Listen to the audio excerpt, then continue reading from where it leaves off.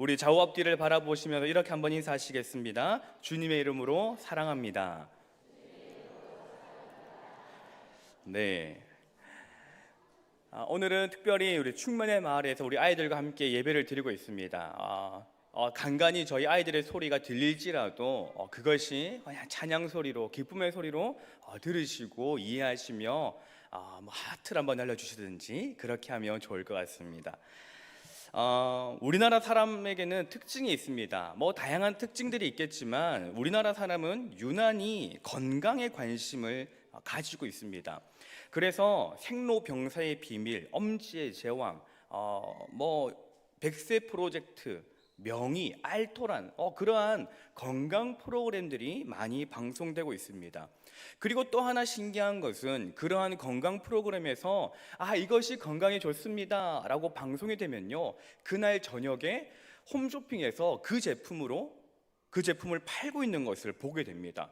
우리나라가 얼마나 건강에 관심을 많이 가지고 있는지 홈쇼핑에서 다 드러나는 것이지요.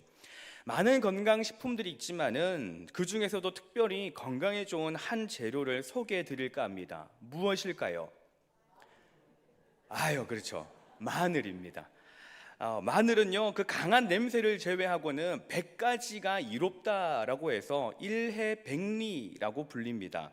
그리고 그 이름대로 현대사회에서는 그 마늘이 웰빙 음식으로 인정받고 있지요. 2002년에는 타임지에 10대 건강식품에 그 이름을 올릴 정도였으며 1992년에는 미국 암센터에서 이 피라미드로 건강에 좋은 음식을 이렇게 세워놓았는데 가장 최상층에 그 마늘이 있었다라고 합니다. 자, 그렇다면요, 이 마늘이 도대체 몸에 왜 좋은 것일까요? 모르시죠? 마늘에는요, 알리신이라는 그 성분이 있다고 합니다. 이것은요, 강력한 살균, 항균 작용을 하는데요, 그것이 우리 몸에 있는 유해균을 박멸한다고 합니다. 그리고 마늘을 먹으면 소화를 돕고 면역력도 높이고 콜레스테롤까지 낮춘다고 합니다. 그리고 이 알리신이 비타민과 만나면 피로 회복에 그렇게 좋다고 하며, 그리고 이 마늘은 페니실린보다도 더 강한 항생제라고 불릴 만큼 좋다라고 합니다. 특히나 우리나라 사람들의 마늘 사랑은요, 전 세계적으로 인정받습니다. 그래서 흔히 외국 사람들이 농담식으로 던지는 말 중에 한국 사람한테서는 마늘 냄새가 난다라고 할 정도이지요. 어떤 방송인은 방송에서 요리를 하면서 찌개였던 것 같습니다. 그 찌개에 이제 마늘 한 숟가락만 넣으면 됩니다 라고 하면서 마늘 한 숟가락을 넣었는데 국자에 이만큼을 담아서 마늘을 풀었습니다. 그것이 한때 화제가 된 적도 있지요. 마늘을 정말 좋아하는 사람은 마늘을 생으로 먹기도 합니다. 그러나 마늘을 생으로 먹기보다는 대부분 요리에 넣거나 조리를 해서 먹습니다. 우리나라의 음식에는 마늘이 들어가는 음식을 찾는 것보다 들어가지 않는 음식을 찾는 것이 훨씬 더 빠릅니다. 저에게 있어서 마늘이 들어가지 않는 음식은 미역국이었습니다. 그러다가 27년 만에 미역국에도 마늘이 들어가는 것을 알게 되었습니다. 결혼을 해서 처가에 가니까 미역국에 마늘을 넣어주시더라고요. 그때 그 마늘이 들어간 미역국을 보는데 신선한 충격이었습니다. 물론 지금은 미역국에 마늘이 들어가면 아주 조금 더 색다른 맛이 나고 맛있게 잘 먹습니다. 예전에는 이 마늘을 요리나 그러한 것의 재료로만 썼다면 요즘에는 이 마늘을 다양하게 만들어냅니다. 그래서 마늘을 튀겨서 바삭한 식감, 고소한 맛으로 먹게 하는 마늘 후레이크가 있습니다. 그리고 마늘과 크림치즈를 섞어서 빵에 발라 먹을 수 있도록 하는 갈릭 크림치즈가 있고요.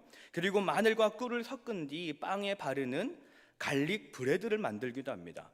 그래서 마늘을 전부 다 요리에다 쓰죠. 갈릭, 베이글, 갈릭, 핫도그, 갈릭 해서 마늘을 다 갈아버립니다. 이게 유머 포인트였는데. 몸의 건강을 위해서라면요, 우리는 무엇이든지, 그게 무엇이 되었든지, 마늘이든 양파든 토마토든 블루베리든 어쨌든 뭐가 되었든지 간에 건강을 위해서는 그것을 다 챙겨 먹습니다. 이 땅에서의 삶을 더 건강하게 살기 위함이지요. 그리고 이런 것이 아니더라도 다양한 약을 먹기도 합니다. 인기 있는 약이 있으면은 그것을 사서 챙겨 먹어야지 하면서 약을 사두기도 하지요. 그렇게 약을 사두고 하다가 결국에는 버리는 경우도 있지 않습니까? 그게 바로 저였습니다. 루테인이 눈에 좋다고 그래서 샀다가 유통기한이 지나서 버렸던 적이 있습니다. 우리가 몸을 위해서, 건강을 위해서 그렇게 열심히 하는 이유는 무엇일까요? 몸을 위한 것이고 결국 이 땅을 위한 것이지요. 그리고 결국 몸을 위해 사는 사람은 이 땅을 목표로 하고 목적으로 하면서 이 땅에서 잘 살기 위해서 우리는 건강을 챙깁니다. 실제로 우리는 몸을 위하여 많은 노력을 합니다. 병원에 가서 치료도 받고 약도 먹고 그리고 여러 가지 것들을 많이 하는 것이지요. 몸에 좋다면, 내가 몸이 나쁜데 몸에 좋다면 평소에는 먹지 않을 것들도 얼마든지 먹을 수 있습니다. 제가 한때 허리가 아팠던 적이 있는데 한의원에 가니까 진해하고 멀리 이렇게 달인 약이 허리에 너무나도 좋다고 하더라고요. 평소 같으면 그 진해가 들어간 약을 수천 번 고민해도 먹을까 말까 한 그 약을 허리가 아플 그때에 들으니 당장 찌워달라고 해서 먹었던 적이 있습니다. 우리는 그렇지요. 몸에 좋다고 하면 투자를 하고 노력을 합니다. 그런데 몸을 위해서는 그렇게 하는데 영을 위해서는 무엇을 합니까? 아니, 무엇을 하는 것보다 무엇을 해야 하는지 알고는 있을까요? 역사적으로 인간은 이 땅에서 어떻게 하면 잘 살 수 있을까를 고민하고 계획하고 실행에 옮기며 살아왔습니다. 진시 황제는 불로장생하기 위하여 많은 인력을 투입하고 많은 재산을 거기다가 쏟아 부었습니다. 그리고 심지어는 수은을 먹기도 하고 수은을 받아서 거기에 몸을 담그는 일을 하기도 했지요. 그리고 그 외에 이 땅에 일어난 크고 작은 전쟁들은 결국 어떻게 하면 이 땅에서 잘 살 수 있을까를 실행에 옮긴 것들입니다. 사람은 이 땅에서 잘 살기 위해 노력합니다. 우리도 이 땅에서 잘 살기 위하여 노력하고 있지 않습니까? 잘 살기 위해서 노력하는 것이 결코 잘못됐다는 것은 아닙니다. 저도 잘 살기 위해서 학교에 다녔고 학교에서 배웠으며 공부도 했고 돈도 벌어보았고 빚도 져보았습니다. 이 땅을 살아가는 우리들은 잘 살아야 합니다. 그래서 잘 입고 잘 먹고 좋은 곳에서 살아야 하는 것이지요. 그러면 얼마나 좋겠습니까? 학창시절 인간의 세 가지 기본 요소에 대해서 배운 것이 생각이 났습니다. 인간의 세 가지 요소 혹시 아시나요? 의식주. 네, 다들 똑똑하십니다. 의식주입니다. 옷 입을 것, 먹을 것, 생활하는 공간이 인간에게는 반드시 필요하다라는 것이지요. 나는 자연인이다 라는 프로그램을 보면요, 세상이 싫어서, 사람들이 싫어서, 사회가 싫어서, 뭐가 싫어서 다 산으로 들어간 사람들이 자연인으로서 등장을 합니다. PD들이 또 어떻게 찾아냈는지 다 찾아가더라고요. 그런데 그 사람들을 찾아가면요, 그 자연인들은요 다 옷도 입고 있고 먹을 것도 먹고 있으며 집을 지어서 살고 있습니다. 모든 것이 싫어서 떠난 사람들이지만 의식주만큼은 다 갖추고 살아간다라는 것이지요. 그런가 하면 예전에 제가 즐겨보던 정글의 법칙에서는요, 출연자들이 오지로 가게 됩니다. 때로는 무인도로 가게 되죠. 그러면 거기에서 도착하자마자 가장 먼저 하는 것은 거기에 먹을 것이 무엇이 있나라는 것을 찾게 됩니다. 이미 옷은 자기들이 챙겨갔으니 걱정하지 아니하고 먹을 것을 걱정하죠. 어디에서 무엇을 채집할 수 있는지, 어디에서 무엇을 사냥할 수 있는지를 파악한 뒤에 채집도 하고 사냥도 합니다. 그렇게 하고 나면 즉시로 이어지는 것은 집을 짓는 겁니다. 주변에 있는 나무들과 이 파리들을 모아서 바람과 비를 피할 거주 공간을 만드는 겁니다. 우리 인간의 삶의 의식주는 뗄래야 뗄 수 없는 가장 기본적인 그리고 반드시 필요한 것입니다. 예수님께서 말씀을 증거하실 때, 복음을 선포하실 때에 예수님의 말씀을 듣기 위해 모인 사람들은 대부분 가난한 사람들이었습니다. 그들은 가난했기 때문에 날마다 그 의식주의 문제를 생각하지 않을 수가 없었습니다. 그리고 당시 유대인들은 로마의 지배 아래에 있으면서 정치적으로, 경제적으로, 그리고 종교적으로 탄압을 받으며 압박을 받으며 살았습니다. 힘 있는 자들은 힘 없는 자들의 것들을 빼앗아 갔지요. 곧 염려가 떠날 날이 없는 하루하루를 살아가는 사람들이었습니다. 그리고 이러한 모습은 오늘도 우리가 가지고 있는 모습입니다. 우리도 여전히 염려가 있고 여전히 걱정이 있지 않습니까? 무엇을 입을까? 무엇을 먹을까? 어디에 살까라는 그런 고민들이 우리에게 있지는 않습니까? 제가 오늘 이제 말씀을 준비하고 옷을 입으면서 나오는데 제가 아내한테 한마디 했습니다. 넥타이 할 게 없다. 근데 사실 제가 얼마 전에 넥타이를 6, 7개를 샀거든요. 그런데 넥타이가 할 게 없다, 그런 말이 나오더라고요.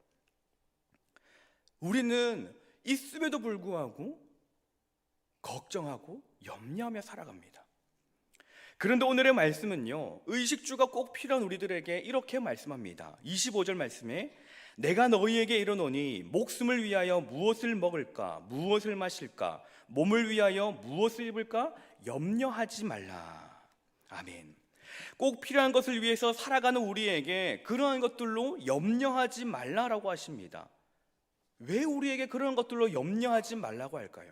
우리가 살아가기 위해서는 의식주가 당연히 필요한 것인데 왜 그러한 것으로 염려하지 말라라고 할까요? 이 땅을 살아가는 주의 백성들, 성도들이 목표와 목적을 거기에 두고 있기 때문입니다. 오늘의 말씀은 이 땅을 목표로 하고 목적으로 하며 살아가고 있는 우리와 많은 성도들에게 어떻게, 무엇으로 살아가고 어떻게 살아가야 하는지, 그리고 어떻게 하나님이 부어주시는지를 알려주는 말씀입니다. 이스라엘 백성들의 출애굽을 인도하였던 모세를 봅니다. 모세의 삶은 그 누구보다도 염려가 가득한 삶이었습니다. 하나님의 말씀에 순종하여 애굽으로 갔고 그로 인해 이스라엘 백성들과 출애굽하게 되었습니다. 출애굽만 하면 끝나는 줄 알았지요. 약속된 땅으로 그냥 일사천리로 들어갈 줄 알았습니다. 그러나 그들이 마주한 것은 홍해였습니다. 홍해가 앞을 가로막고 있고 뒤에서는 애굽의 병거들이 올 그때에 이스라엘 백성들은 하나님과 모세를 향하여서 원망을 합니다. 심지어 애굽으로 돌아가는 게 더 낫겠다, 그들의 종이 되는 게 더 낫겠다라는 말까지 하게 됩니다. 그러한 말을 들을 때에, 그리고 그러한 상황을 경험했을 때에 모세의 염려는 얼마나 심했을까요? 지난 과거 살인을 저지른 그때, 광야로 도망친 그때에 염려가 얼마나 많았을까요? 외지인들이 오면은 혹시나 자기를 잡으러 온 사람들이 아닐지 흠칫 놀랐을지도 모릅니다. 그리고 40년이 지난 이제서야 그 염려들이 조금씩 사라지고 있었는데 다시 모세는 염려하게 되는 것이지요. 홍해 앞에서 모세의 염려는 너무나도 큽니다. 백성들의 모습은 당장이라도 자기를 잡아서 바로에게 끌고 가든지 아니면 모세 자신을 죽일 것처럼 달려들고 원망합니다. 이스라엘 백성들이 왜 그렇게 했습니까? 왜 차라리 애굽으로 돌아가는 게 낫겠다, 차라리 노예 생활을 하던 그때로 가는 게 낫겠다라고 고백합니까? 이스라엘 백성들은 당장 자신들의 육신이 이 땅에서의 삶만을 생각했기 때문입니다. 애굽에서 하나님께서 보여주신 10가지의 재앙을 보았음에도 불구하고, 경험을 했음에도 불구하고 하나님을 보지 못하고 영으로 깨닫지 못하고 여전히 육신으로만 생각하며 살아가니 홍해가 가로막고 있을 그때에 하나님을 원망합니다. 모세도 똑같은 상황이지요. 그런데 모세는 그러한 상황에서 백성들에게 무엇이라고 말합니까? 출애굽기 14장 13절과 14절 말씀입니다. 모세가 백성에게 이르되 너희는 두려워하지 말고 가만히 서서 여호와께서 오늘 너희를 위하여 행하시는 구원을 보라. 너희가 오늘 본 애굽 사람을 영원히 다시 보지 아니하리라. 여호와께서 너희를 위하여 싸우시리니 너희는 가만히 있을지니라. 아멘. 모세는 어떠합니까? 그들과는 다릅니다.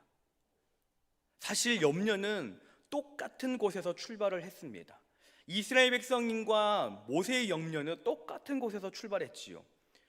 자신들 앞을 가로막고 있는 홍해와 뒤를 쫓아오는 애굽의 병거들, 거기에서 염려가 출발했습니다. 그 염려는 이제 어떻게 해야지? 어떻게 해야 할까? 어떻게 하면 살아남을 수 있을까? 라는 그러한 염려였습니다. 거기에 백성들의 반응은 하나님을 원망하는 것, 차라리 노예로 돌아가는 게 낫겠다라는 그러한 것이었다면, 모세의 반응은 완전히 다른 것을 보여주는 것입니다. 모세가 말한 것이 무엇입니까? 하나님이 행하시는 일을 보라. 하나님의 구원을 보라. 하나님께서 싸우실 것이다. 너희는 잠잠히 하나님의 구원하심을 보라 말씀합니다. 모세가 어떻게 이렇게 말씀할 수 있었을까요? 이스라엘 백성들은 어떻게 그렇게 원망했을까요? 이스라엘 백성들은 육을 위한 사람들이고 모세는 영으로 산 사람이기 때문입니다. 이 땅을 살고 있는 성도는 이 땅에서 오랜 세월을 살고 있지만 이 땅에 속한 사람이 아닙니다. 그렇다면 우리는 도대체 어디에 속한 사람입니까? 예수님은 마태복음 6장에서 우리가 어디에 속한 사람인지를 알려주고 계십니다. 마태복음 6장 9절 이하에는 예수님이 주기도문을 가르쳐 주시는 내용이 등장하는데, 주기도문의 처음 내용이 무엇으로 시작하나요? 하늘에 계신 우리 아버지여, 이름이 거룩히 여김을 받으시오며 라는 것으로 시작을 합니다. 인간은 하나님의 형상으로 창조되었으며 하나님께서 그 생기를 불어넣으셔서 생명이 된 존재입니다. 그러나 아담 불순종 이후에 사람은 하나님의 형상을 잃어버렸고, 사람은 자신이 생명의 존재인 것을 잊으며 살아왔습니다. 귀신과 유령과 사탄 등의 그 존재를 알고 무서워하면서도 박수무당 등의 그런 사람들이 그것들을 다스릴 수 있을 거라고 생각을 했으며, 심지어는 귀신들과 사탄들, 그런 유령들을 섬기는 사람들도 생기기도 했습니다. 오랜 기간 죄 가운데 살아가며 하나님을 모르고 하나님을 알려고 하지도 않는 사람들의 모습에서 인간이 하나님의 형상으로 창조된 영적인 존재라는 것을 찾아보기 힘들 정도였습니다. 그러나 분명한 사실은 인간은 영적인 존재입니다. 사람은 영적으로 창조되었고, 그리고 지금도 여전히 영적인 존재입니다. 이러한 영적인 존재에게 예수님께서는 기도를 가르치시는데, 가장 먼저 하늘에 계신 우리 아버지여 라는 것으로 고백하며 가르쳐 주십니다. 아버지를 아버지라고 부를 수 있는 사람이 누구일까요? 자녀입니다. 홍길동은 아버지를 아버지라고 부르지 못했지만 우리는 아버지를 아버지라고 부를 수 있습니다. 우리가 하나님을 아버지라고 부를 수 있는 이유는 믿는 자마다 하나님의 자녀가 되는 권세를 주셨으니 우리는 하나님의 자녀이고 하나님을 아버지라고 부를 수 있는 것입니다. 우리는 잠깐 이 땅에 있는 것이기에 우리의 속함이 이곳이 아니라 하늘에 있는 것이고, 그래서 하나님을 아버지라고 부를 수 있는 것입니다. 만약에 예수님께서 제자들에게 기도를 가르치실 때에 그들이 생각하는 의식주가 더 중요하다라고 생각을 하였다면, 예수님께서는 먼저 일용할 양식을 주시옵고라는 그것을 먼저 가르치셨을 것입니다. 그러나 먼저 가르치신 것은 그 의식주에 대한 것이 아니라 하나님 아버지에 대하여서 가르치신 것입니다. 예수님께서는 오늘 본문의 말씀, 염려하지 말라라는 그 말씀을 하시기 전에 먼저 우리가 누구의 자녀인지를 분명하게 알려주셨습니다. 우리가 하나님의 자녀라면 우리는 무엇을 구하며 살아야 하겠습니까? 우리가 하나님의 자녀라면 우리가 구해야 하며 살아야 하는 것은 분명합니다. 최근 제가 유튜브로 그 최강 야구 편집한 것을 보게 되었습니다. 사실 저는 야구를 딱히 좋아하지 않습니다. 야구장도 지금까지 한 2번, 3번 갔고요. 그것도 가서 치킨 먹으러 가고 막 그랬었던 것 같습니다. 그런데 야구를 좋아하지 않지만 그 편집된 것들을 보니까요, 재미있더라고요. 은퇴한 감독과 선수들이 만들어 나가는 그 서사가 흥미진진하고 감동이 되었습니다. 거기에 등장하는 선수들은 하나같이 나이가 많지요. 나이가 많아서 은퇴한 선수들입니다. 자기들의 전성기만큼 그 야구 실력을 내지도 못합니다. 어떤 선수는 몸이 아파서 제대로 공도 던지지 못하는 선수도 있습니다. 제대로 된 야구를 할 수 없으니 어쩌면 그들은 그 프로그램이 만들어진 그 목적대로 예능을 하면 될 것 같습니다. 그냥 좀 웃겨주고 재밌게 해주고 그렇게 하면 될 것 같습니다. 그런데 그 프로그램을 보니까요, 거기에 나오는 선수들이 그렇게 하지 않더라고요. 야구 방망이, 공, 글러브, 이 세 가지를 가지고 선수들은 웃고 울고 힘을 얻습니다. 왜 그 사람들이 그렇게 할까요? 그들에게는 공통된 하나의 목적이 있기 때문입니다. 바로 야구라는 목적이지요. 야구 방망이와 공과 글러브를 가지고 야구를 하는 그 목적. 나이가 많고 아픈 곳이 있어 예전 같지 않은 몸의 선수들이지만 그들은 그 야구 하나만 바라보고 신물이 올라올 정도로 훈련을 합니다. 그들이 그렇게 하는 이유는 자기들이 야구 선수이기 때문이지요. 야구 선수가 그 야구의 목을 매는 것처럼, 그 야구에 웃고 울고 힘을 얻고 하는 것처럼, 야구만을 보는 것처럼 하나님의 자녀인 우리는 하나님만을 바라봐야 합니다. 오직 한 분이신 하나님만을 바라보며 살아야 합니다. 왜 그렇습니까? 예수님이 가르쳐 주신 대로 우리가 바로 하나님의 자녀이기 때문이지요. 하나님을 아버지라고 부를 수 있기 때문에 우리는 하나님만을 바라봐야 합니다. 최근 우리 교회에서 많이 부르는 찬양이 있습니다. 나의 하나님이라는 찬양입니다. 이 찬양은 우리가 누구를 바라봐야 하는지, 왜 바라봐야 하는지를 너무나도 잘 알려주고 있는 찬양입니다. 이 찬양의 후렴은 이렇게 됩니다. 주님의 나라와 뜻이 나의 삶 속에 임하시며 주님 알기를 주만 보기를 소망해 거룩히 살아갈 힘과 두려움 없는 믿음 주실 나의 하나님 완전한 사랑 찬양해. 주님이 우리에게 가르쳐 주신 그 주기도문을 통해서 주님 우리에게 무엇을 간구하라고 하십니까?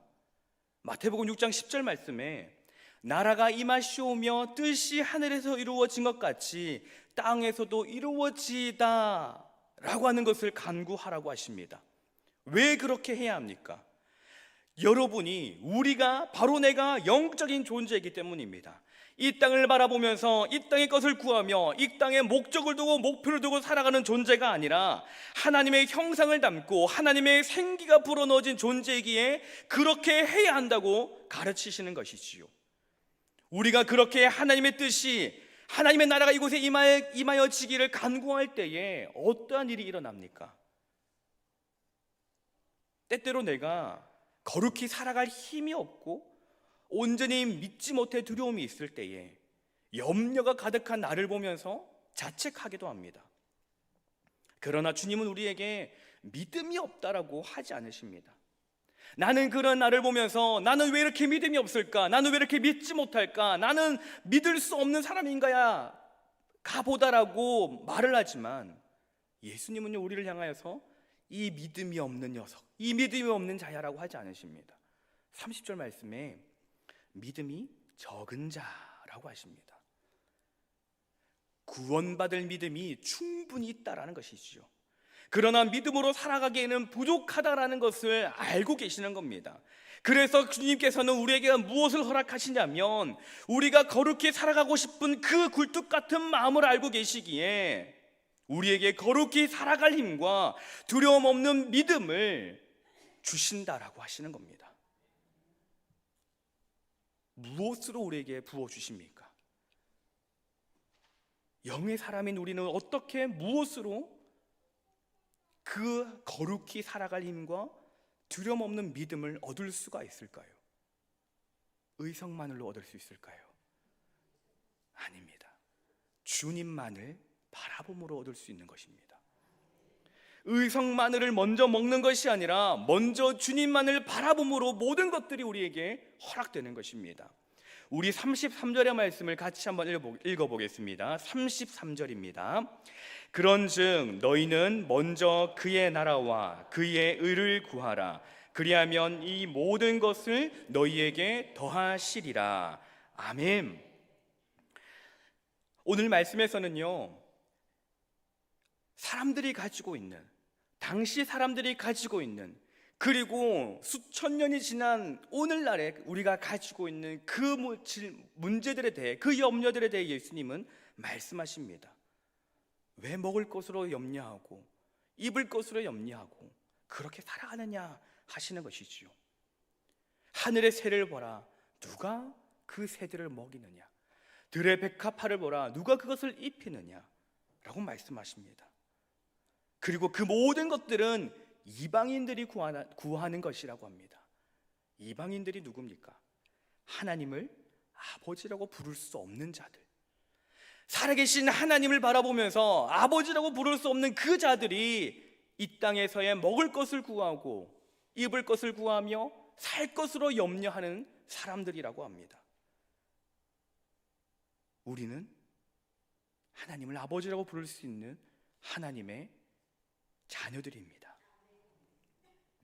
하나님이 허락하신 이 땅에서 하나님이 허락하신 육신으로 온전히 살아가기 위해서는 의성마늘을 먹든지 영양제를 먹든지 운동을 하든지 할 수 있는 것은 해야 합니다.